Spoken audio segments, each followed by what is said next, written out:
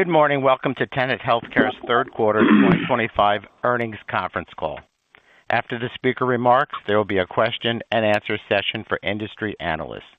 If you'd like to ask a question, the command is *1 to enter the queue.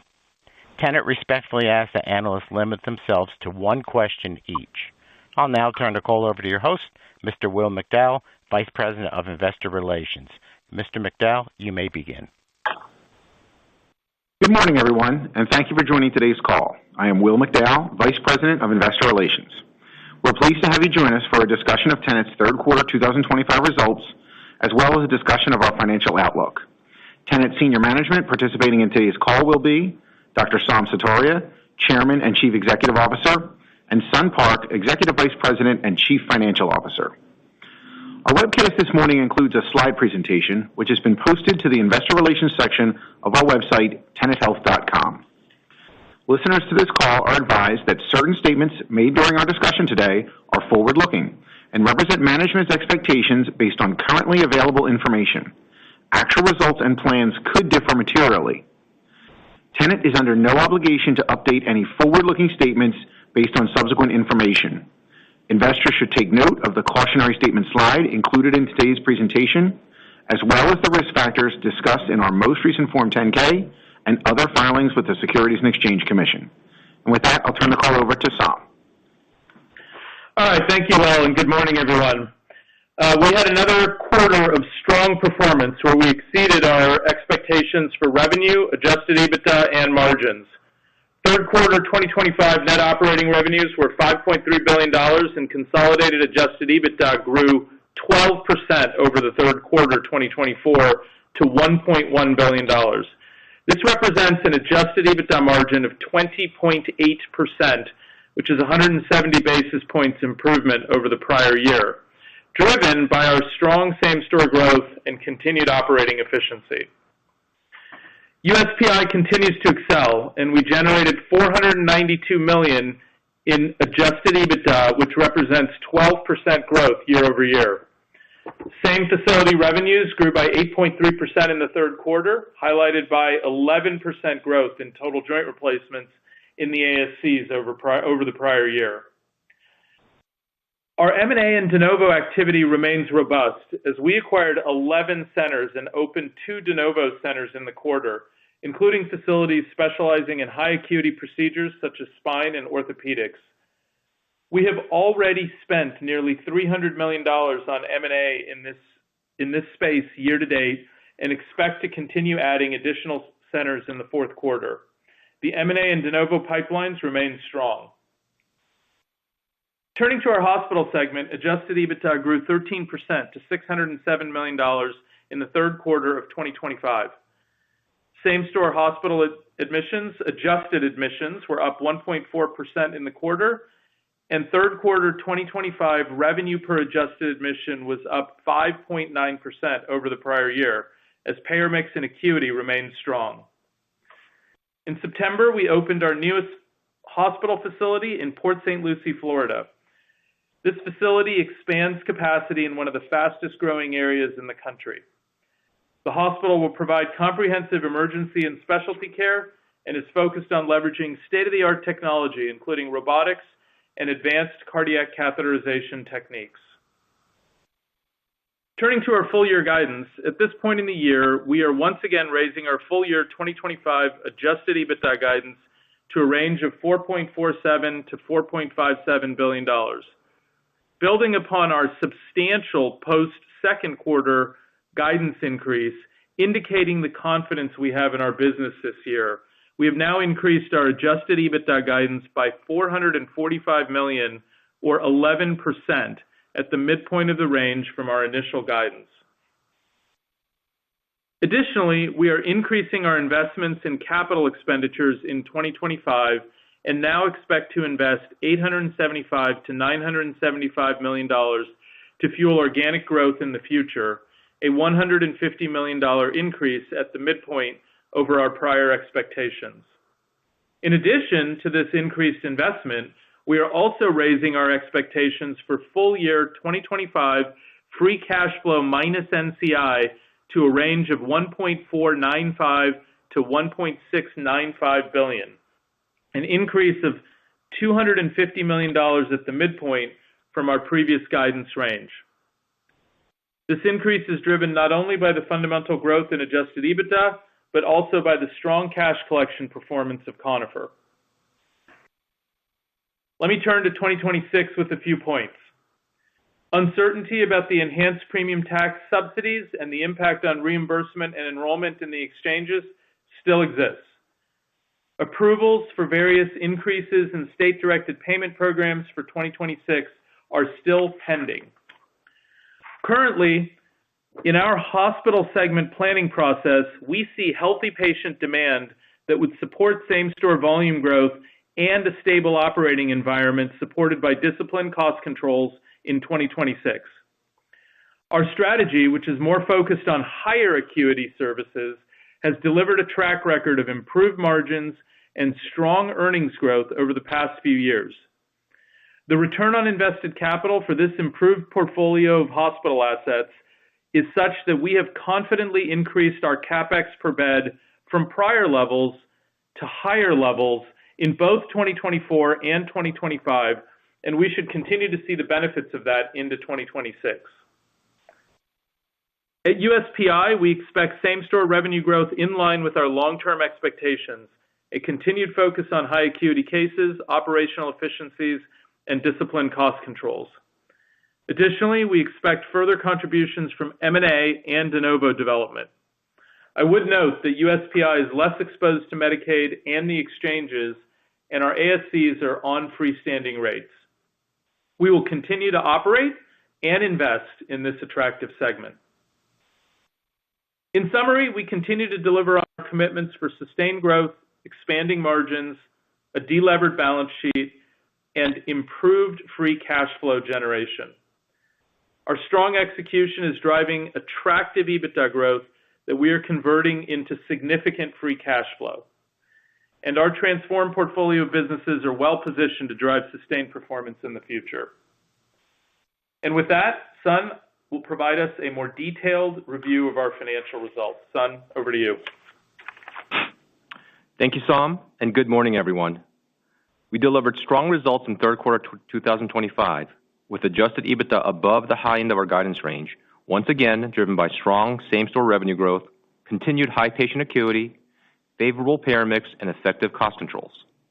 We generated total net operating revenues of $5.3 billion and consolidated adjusted EBITDA of $1.1 billion, a 12.4% increase year over year. Our adjusted EBITDA margin in the quarter was 20.8%, a continuation of our improved margin performance over multiple quarters. I would now like to highlight some key items for both of our segments, beginning with USPI, which again delivered strong operating results. In the third quarter, USPI's adjusted EBITDA grew 12% over last year, with adjusted EBITDA margins at 38.6%. USPI delivered an 8.3% increase in same-facility system-wide revenues, with net revenue per case up 6.1% and same-facility case volumes up 2.1%. Turning to our hospital segment, third quarter 2025 adjusted EBITDA was $607 million, with margins up 160 basis points over last year at 15.1%. Same hospital inpatient adjusted admissions increased 1.4%, and revenue per adjusted admissions grew 5.9%.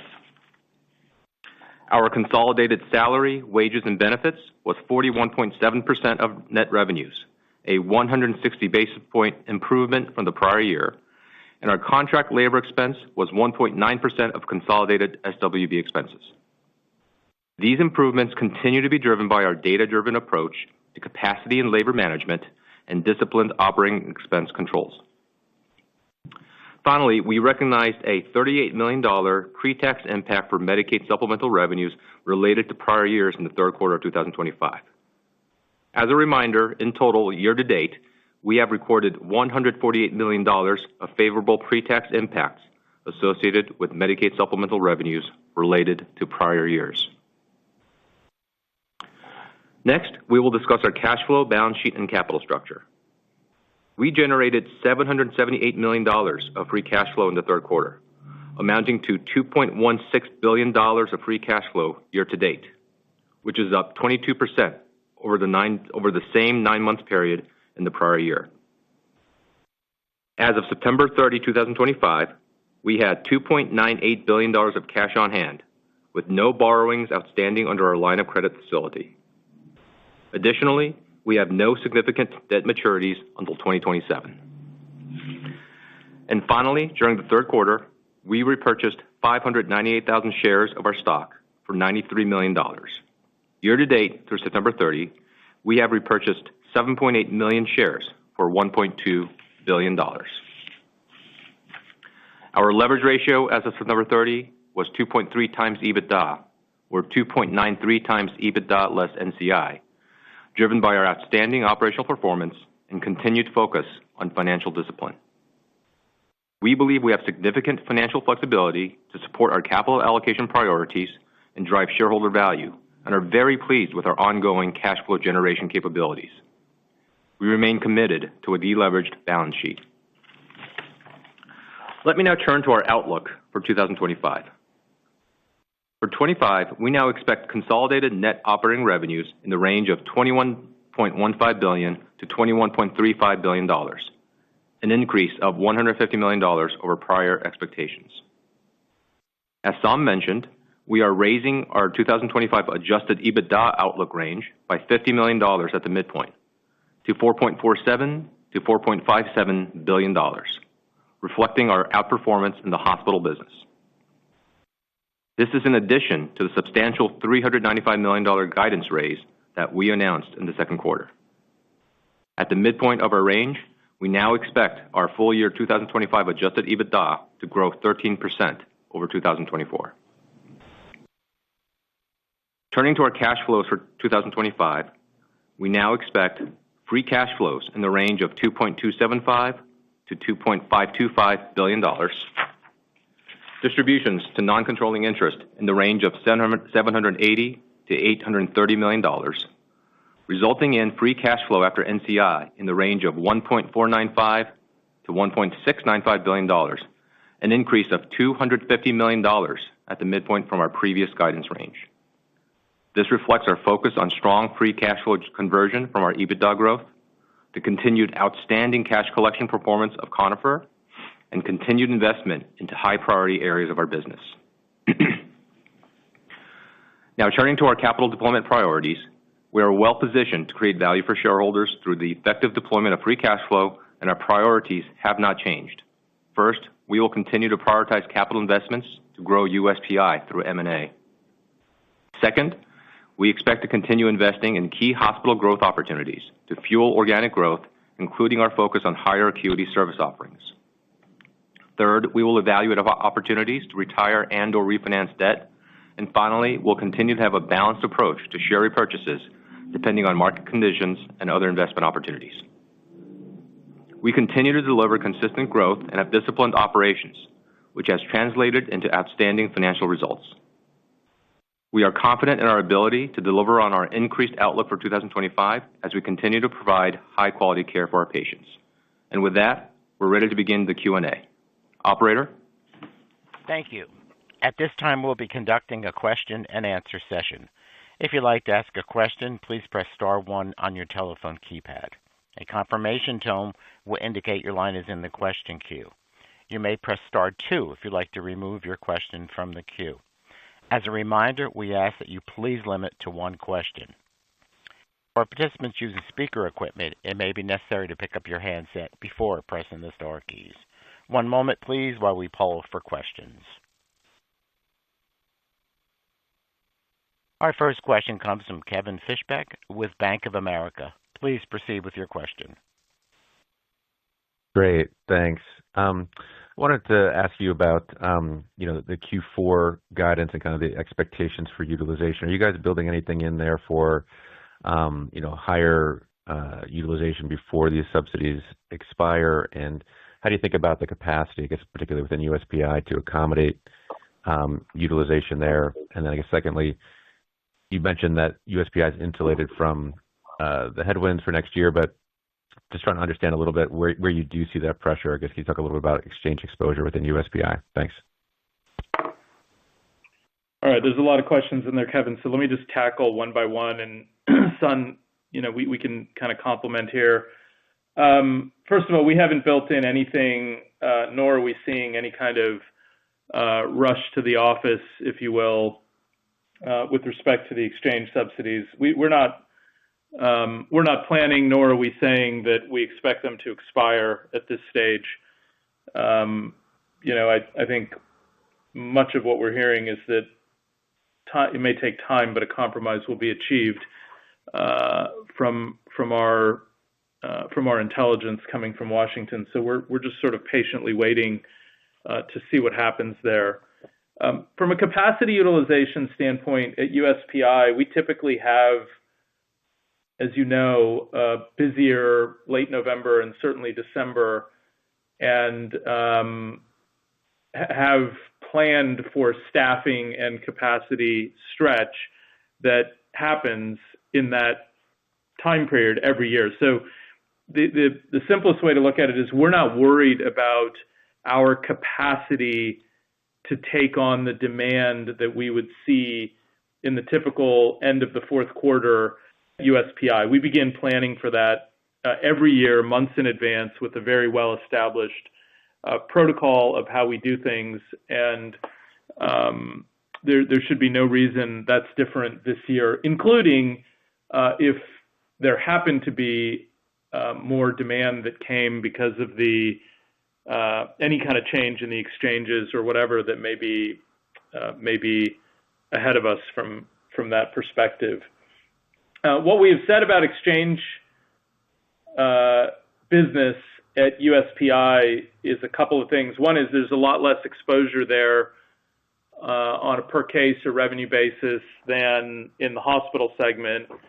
And the reason for that, we have said, is that we typically see the exchange business, especially newer exchange members, behaving with consumption patterns that are more similar to, for example, Medicaid, and that explains some of the difference.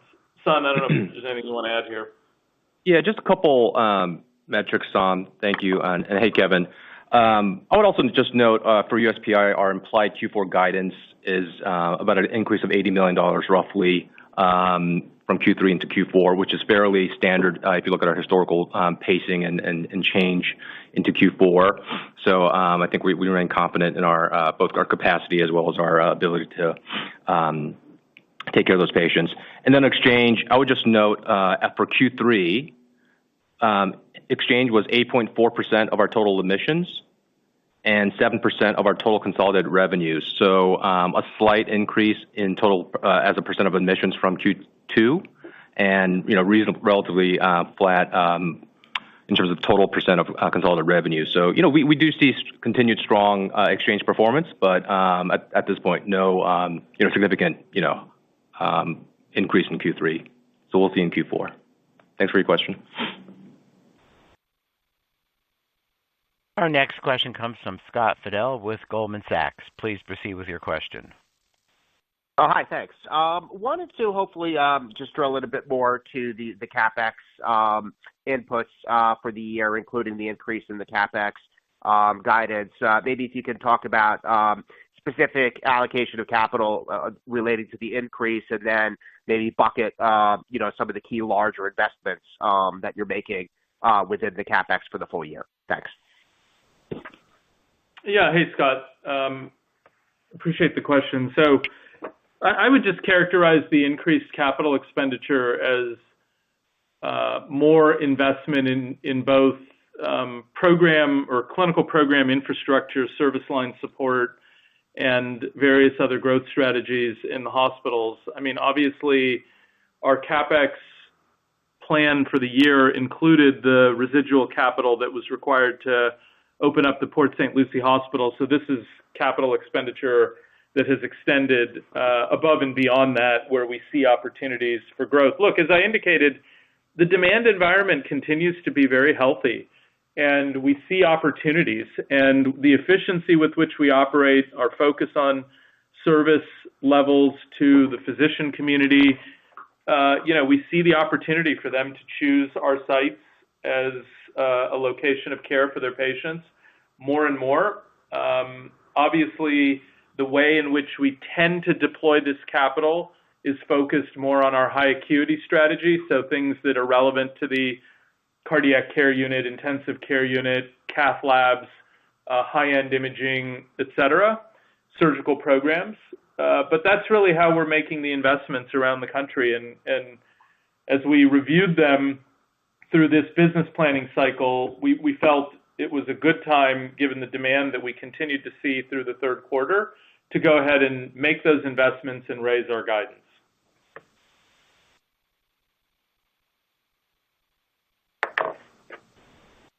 Our next question comes from Craig Hettenbach with Morgan Stanley. Please proceed with your question. Yes, want to just extend that, just focused on free cash flow here, the increase to guidance. You mentioned kind of improved cash collections at Conifer. You also have margins coming up. So any other context around kind of free cash flow and importantly, just the sustainability of those trends as you see it? Sun, go ahead. Yeah. Hey, Craig. Thanks. Yeah, as mentioned, this has been a long-term focus of ours, making sure not only EBITDA growth and EBITDA margins come through strong operational performance, but also then making sure that converts through free cash flow. And, we listed some of the key drivers there. Obviously, the continued improving and fantastic performance by Conifer on cash collections. Obviously, growth in EBITDA comes through. And then probably a couple other things that I'll point out. More broadly, in terms of working capital management, we have spent a lot of time and focus on making sure we're optimizing, all components of there. And then obviously, one of the additional benefits of our continued deleveraging is, improvement in interest expenses, which also helps our free cash flow generation. We believe these operational efficiencies that we've implemented, similar to our margin performance, whether it's Conifer or working capital management or continued EBITDA generation, we obviously will work hard to make these sustainable over a long period of time. Helpful. Thank you. Our next question comes from Jason Cassorla with Guggenheim Securities. Please proceed with your question. Great. Thanks. Good morning. I just wanted Sun, to go back to your commentary around the implied 4Q guidance on USPI. At the midpoint, it would imply year-over-year growth a little over 8%, which is still strong, marks a little bit of a deceleration from like the low to mid-teens you've done this year. Just any thoughts around that? Is it conservatism? Anything from a timing perspective, like the pace of development and coming online that's impacting that? Just any further detail around the implied fourth quarter guidance for USPI would be helpful. Thank you. Well, Sun, let me start. I don't think anything we're saying about the business demand organic performance really changes. I mean, obviously we have certain assets at a larger scale and various other pricing elements that begin to lap year over year from that perspective. And so if anything, it's just math basically. But there's really there's no implication. We're not looking at this fourth quarter at USPI really any differently than in prior fourth quarter. As I said, we're intensely just focused on the ramp up of business that we typically would see. Sun? Yeah, I don't think I have anything further to add, Sun. Thanks. Our next question comes from Ann Hynes with Mizuho. Please proceed with your question. Great. Thank you. Just looking at obviously margins and cash flow have been very strong. Costs have been very good. Going into 2026, especially the labor environment, I think that's better than expectations in 2025. Do you expect that to continue into 2026 on the labor side? And then any other inflationary pressure you would call out as we do our models? That would be great. Thank you. Go ahead, Sun. Sure. Hey, and while we're not, commenting specifically on 26 yet, we'll note a couple of things. You're right. Our labor environment has generally been very strong and conducive to our operations. Whether it's full-time labor expenses, whether it's our management of contract labor and other premium labor, whether it's pro fees. I think they've all been to our expectations, and in the current environment, as we sit here today, don't see any meaningful changes coming. In terms of other inflationary pressures, again, not commenting specifically on 26, but obviously the other topic that we've talked about is tariffs. We've said that for 2025, we've been able to manage that fairly well due to both our sourcing optimization exercises, whether it's contracting, whether it's working with our vendors, whether it's picking the right products, as well as through efforts through our GPO. So, we remain confident based on our contract structure that we have a couple more cycles where we'll be able to manage this. But obviously, as we get into the future years, we'll have to remain nimble on the tariff dynamic. Thank you. Our next question comes from Benjamin Rossi with J.P. Morgan Chase. Please proceed with your question.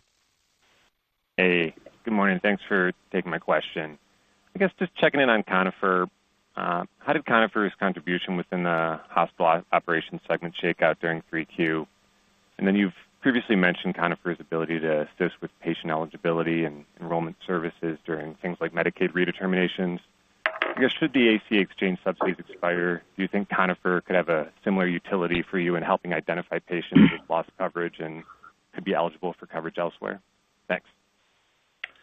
Well, I mean, that's a very good insight about some of the capabilities that we have in Conifer. And by the way, I would flip it the other direction as well, given the time frame we're at, but the likelihood, the positive likelihood of a compromise that we keep hearing, it will also be important that we have invested in the right capacity and capabilities to utilize Conifer's ability to help with enrollment and enrollment in our markets, in our clients' markets on the exchanges if the exchange enrollment timeline gets delayed or extended. So yes, obviously the capabilities to help enroll in other products is there, but we're also ramping up our investments and approach to support what might be a little bit of a dislocated enrollment timeline on the exchanges, given the potential for a later compromise. So it'll work well on both dimensions, and we have been investing up in both our staffing and field deployment in preparation for that already. Conifer's performing well according to our expectations within the segment. Not a lot else to comment on there. I mean, obviously we're really happy with the way it's performing in the market for us and our base of clients from a cash collection standpoint that I noted before. Great. Thanks for the color. Our next question comes from Ryan Langston with TD Cowen. Please proceed with your question. Thanks. Good morning. Nice to see the ASC volumes positive. Any particular service lines or maybe even geographies driving this? And maybe same thing for the acute side, any hospital service lines stronger or weaker than you expected in the third quarter? Thank you. Yeah, no, appreciate the question. A couple of things. I mean, we said this at the start of the year when we gave guidance that, we kind of saw the environment at USPI picking up later in the year, just given, we look very carefully, obviously, at how busy our physicians are. And as we looked at that, we saw it ramping up in the latter part of the year. I would say probably the biggest driver of that growth, in addition to the core of the higher acuity services that we're investing in, ortho, spine, some of the things we're doing in robotics and other things. Those things continue to go strong. We saw, just based upon the numbers, healthier GI recovery into the third quarter, which is kind of what we were expecting given what the volumes and busyness of our physicians looked like in the first half. So that was probably an outsized driver of the USPI volume contribution. On the hospital side, and you can tell from the acuity, net revenue per case, et cetera, I mean, that environment continues to be strong. Obviously, things like trauma and high acuity emergency visits and stuff, there's less elasticity there, right, with market conditions, given the nature of that. The only thing I would note on the hospital side is that, especially outpatient visits, which contribute to adjusted admissions, the respiratory and infectious disease volumes were a little bit lower than perhaps expectations. And, that just may signal, some sort of a slower start to the respiratory season. The numbers certainly seem to indicate that. But, again, we're talking about the third quarter, right? So it's less of a harbinger than one would say. But factually speaking, the infectious disease respiratory areas are the only areas I would call out on a proportional basis. Thank you so much. Our next question comes from Justin Lake with Wolfe Research. Please proceed with your question. Thanks. Good morning. I might have missed it, but was hoping to get an update on total contribution from DPP in provider taxes in the third quarter and your updated estimate on that benefit for the year. And then appreciate you pointing out the $148 million of prior year DPP that we should think about as being kind of one time, I assume. Any other items we should consider for 2026 in terms of that bridge year over year versus kind of typical growth? Thanks. Good. Yeah. Hey, Justin. On the DPP in Q3, we had about recorded almost $350 million, $346 million of supplemental Medicaid programs, of which we noted $38 million of that was prior year. So that brings us to about a little over $1 billion, $1.02 billion for year to date in fiscal 25. Then of that, $148 million was out of period. So I think we're on track. It's right in the middle of kind of our expectations once you normalize for the out of period prior year payments. And then in terms of normalizations, I would say from a technical math basis, the $148 million of Medicaid supplemental payments that we pointed out are the largest normalization factor for 25 into 26. Obviously, there are a lot of other dynamics that Sam touched on in his opening comments around reimbursement and other dynamics that we'll have to take into consideration as we get deeper into guidance in our next earnings call.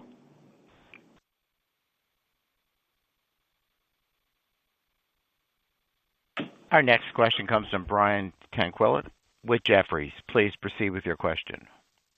Hey, good morning. Just a question on capital allocation. Obviously, you've set goals for USPI's acquisition spend, and you've already exceeded that. And then how should we be thinking about that and then the buyback in terms of how you're thinking about throwing capital at the buyback since you've hit your M&A targets already? Thanks. Yeah, I mean, the M&A targets every year are obviously guidance that we go into the year with respect to expectations of what we're going to do.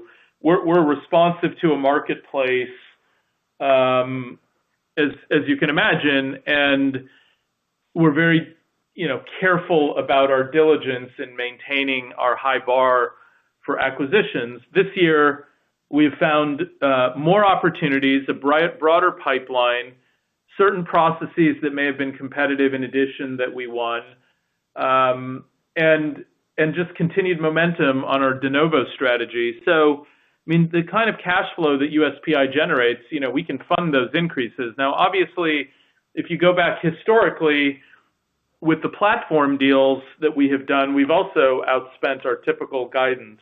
So, look, we try to update that as we go quarter to quarter based upon what we're seeing in the environment and what we're bringing on board. Obviously, having these additional assets on board is positive for the organization going into the following year. And as I noted, we also continue to see some more opportunity in the fourth quarter. So, we'll see how that all plays out. I mean, we just remain focused on executing the M&A and de novo strategy And if we do it with the appropriate diligence and onboarding, we're just updating, what the spend looks like in the given year. Look, on the second point, we've been very active repurchasers of our shares this year. I would continue to reiterate at our trading multiples, we're long-term active repurchasers of our shares. This quarter obviously was lower than the prior quarter. There's also a lot more uncertainty in the market, and we feel fine about what we've achieved this year in that regard.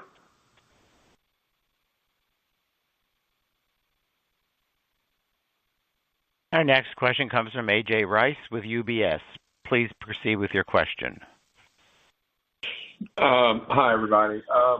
As you start to think about 2026, pulling budgeting together, et cetera, are there any particular areas on the expense management side? I know you've talked a little bit about some of the things you've seen this year in labor, but whether it's labor supplies, other that are opportunities for incremental savings or programs initiatives to move forward. And then obviously there's a lot of discussion about AI, whether there's anything on AI that's worth calling out that you're focused on being able to deploy that. Hey, Jay. So short, medium, long term, kind of all embedded in there.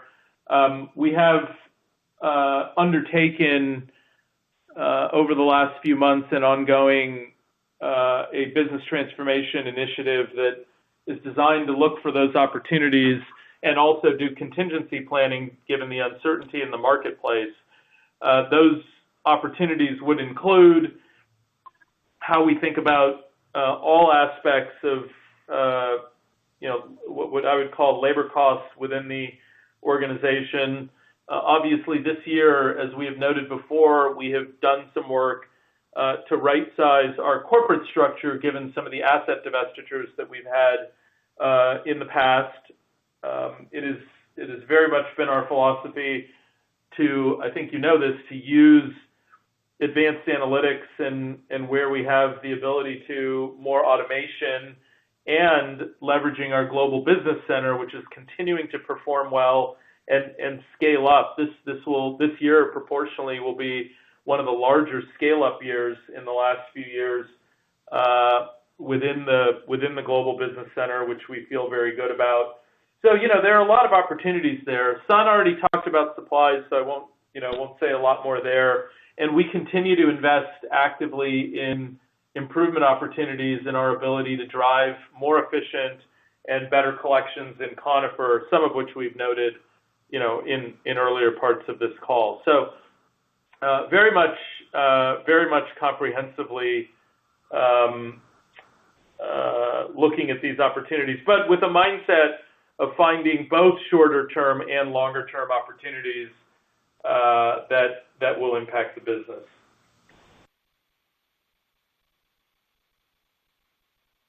Our next question comes from Josh Raskin with Nephron Research. Please proceed with your question. Hi, thanks. Just first was a quick clarification, I think, on Kevin's question. Did you say the contribution from exchanges, the revenue contribution was less than the percentage of adjusted admissions? And then my real question, just sort of getting back to the M&A environment for the ASCs, there's been a couple more reports, media reports, in terms of maybe a competitive landscape. And I'm just curious if that's been changing or if you're seeing anything on valuations yet. And, as you speak to, your conversations with physicians, maybe how they're evaluating opportunities in ASCs as well. I think the commentary, going back to the first question from Kevin, was simply that the exposure to exchanges, either on volumes or revenue, is less than in the hospital business at USPI. The exposure, whether you're looking at volumes of exchange patients or revenue from exchange patients, proportionally in their business, is less than the hospital business. That was what the comment was. I hope that helps clarify. The ASC opportunity, first of all, I would say it has so many different dimensions in terms of the growth platform that we have built at USPI, right? We're active in de novos. Those are more focused on higher end specialties and partnerships with our more proactive health system partners. So there's really two threads there. We've worked hard to work with MSO organizations that are deploying capital and scaling their businesses to be the partner of choice on the ASC side. I think that has played out very nicely. And really there, the strategies are across multiple different service lines, GI, orthopedics, stuff that we do with MSOs in ophthalmology, obviously our urology platform, et cetera. So there are multiple avenues of growth that develop there. Of course, we talk about the acquisition market a fair amount, and in that acquisition market, we have been for a long period of time the partner of choice. It's the reason we've scaled so effectively. But physicians, to get to your question of what are they looking for, I mean, they're looking for somebody who's delivered a consistent track record, who has demonstrated the ability to grow, who has demonstrated the ability to take on new assets and find that other doctors tell them that it went well when onboarded. And they're looking, many times single specialty physicians are looking for somebody who has a proven track record to help them diversify their business, to grow the center and make it multi-specialty, which is, as you know, something that USPI has historically been very, very good at in terms of running larger multi-specialty type of centers that help these physicians get to the next level of maturity in their investment. So, when I look across the board on the way the market works, we continue to be the advantage party in what it takes to build and grow this segment. And so that's what gives us the confidence to continue ahead, to spend more than we had originally thought we would spend, and look forward to a healthy pipeline in 2026. Thank you. And hey, this is Sun. Hey, Josh, just to give you the numbers again, what we said was for HIX, it represents 8.4% of our admissions in Q3 of 25 and 7% of our total consolidated revenues. So the admission stat is a little slightly higher than the revenue stat, and that's been consistent for us historically. Thanks. Hopefully that helps. Our next question comes from Whit Mayo with Leerink Partners. Please proceed with your question. Hey, CMS has this new WISeR model in fee-for-service Medicare that starts next year. Do you see any impact on prior auth or administrative work for USPI? I know it's only 6 states, but Texas is one of them, and knee arthroscopy and certain implants, I think, are an area they're focused on. So just any thoughts or insight into how you're preparing for this? Thanks. Yeah, well, there's some movement in the pre-authorization space in fee-for-service Medicare. As you correctly note, the WISeR program, still has some uncertainty about how and what scope of services it will be implemented for. But yes, we have taken into consideration, what will be required there. There are really 3 threads to it. One is preparing documentation, understanding of documentation requirements for appropriate care. 2 is actually consistently complying with those. And 3 is the operational element of managing our scheduling to be complemented by pre-authorization having been achieved. So, we're sort of prepared to do all of that. I mean, we don't talk about it much, but we have a very capable revenue cycle function within USPI that deals with, all of the end-to-end type of services that are required there. And so we feel pretty good about that. Look, the other thing is that in any marketplace, when these types of things are introduced, there's an adjustment period, but also physicians have the opportunity to adjust different mix into the centers as they fill their, especially the ones that have block time. And so I think, part of the move here will also be to increase commercial mix and work with the physicians to increase their commercial mix in that process. Okay, thanks. Our last question comes from Andrew Mok with Barclays Bank. Please proceed with your question. Hi, this is Thomas Walsh on for Andrew. As we await the finalization of the hospital outpatient rule, could you comment on whether the removal of the inpatient-only list is a net positive or net negative for the enterprise? Okay, so that came through really garbled. I think the question was, is the inpatient-only rule list going away, and is that a benefit to us? I don't know that it's going away. I think there's been discussion about the inpatient-only rule list and what that impact would be. I mean, obviously for us, the benefit would be in the USPI segment, and potentially a push for more in certain types of volumes that have been in the hospital setting into the outpatient setting. In our acute care hospital segment, because of our greater focus on high acuity work, proportionally, and it's not to say that we don't have the business, but proportionally, those cases wouldn't be affected as much as maybe a typical general acute care facility. But we haven't done any quantification of that we've shared anywhere. I think this policy is still very much up in the air, being discussed, and not even at the point where I would say that we're engaging in rulemaking discussions about it. Thank you. Thank you. We have reached the end of the question and answer session, and this concludes today's conference. You may disconnect your lines at this time, and we thank you for your participation. Thank you.